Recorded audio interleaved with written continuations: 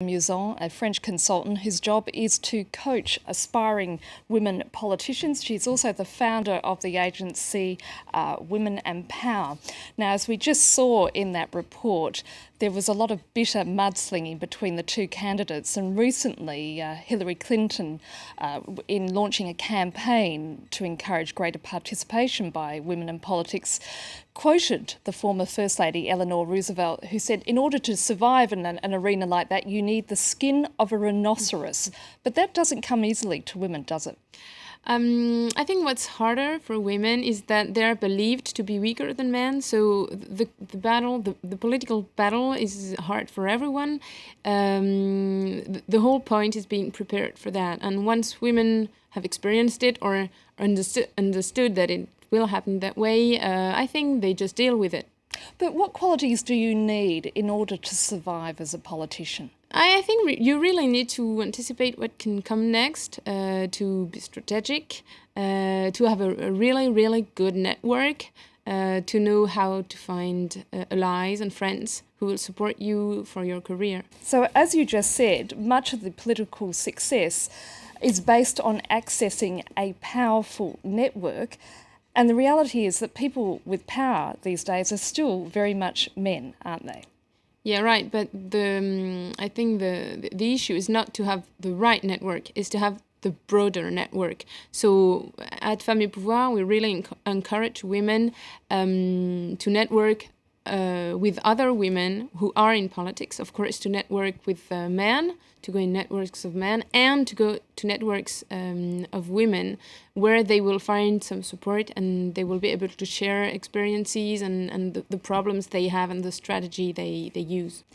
And just taking a pause there, Giulia, and talking about political breakthroughs for women in politics, the new Italian Prime Minister Matteo Renzi has formed a 16-minister cabinet, half of whom are women. Now, in a country that's never had a female Prime Minister or a head of state, the move has been seen as strikingly symbolic.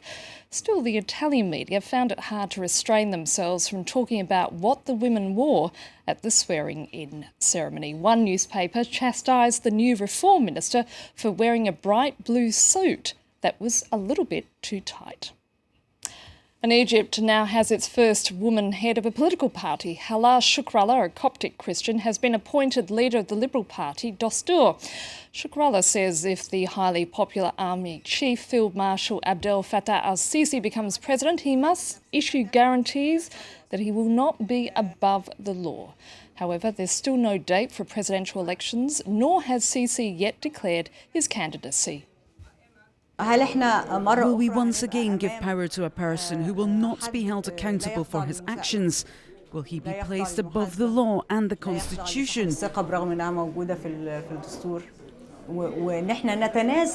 forget that we are the people and that the people have a right to question, hold accountable and withdraw confidence when they don't see their rights being implemented. There are risks which we must vocalise out loud and demand guarantees if Field Marshal Sisi does run for president. Now, Julie, these are positive signs that women are indeed taking on more prominent roles in politics. But when you look at the Italian media's coverage of that swearing-in ceremony, as an example, and, you know, focusing very much on what the new ministers were wearing, it shows that we've still got a long way to go. Yeah, I think the common point when you're a woman, whether you're a minister or a waitress, is that there will be someone telling you how you should dress and behave. So my advice, and I'm sure they already know it, is of course not care about it and do what they have to do and do the job. But as a result, there was questions raised in some of the Italian newspapers that those women had been appointed for their looks, that they could tweet and smile, and that as a result there was some sort of question as to their ability to do the job. Yeah, it always happens. I mean, whenever you have a woman arriving at a high position, people will wonder why she's here and suggest that she's not skilled enough to be there. So I would say the same thing. I think that's just the way it is, and women have to deal with it.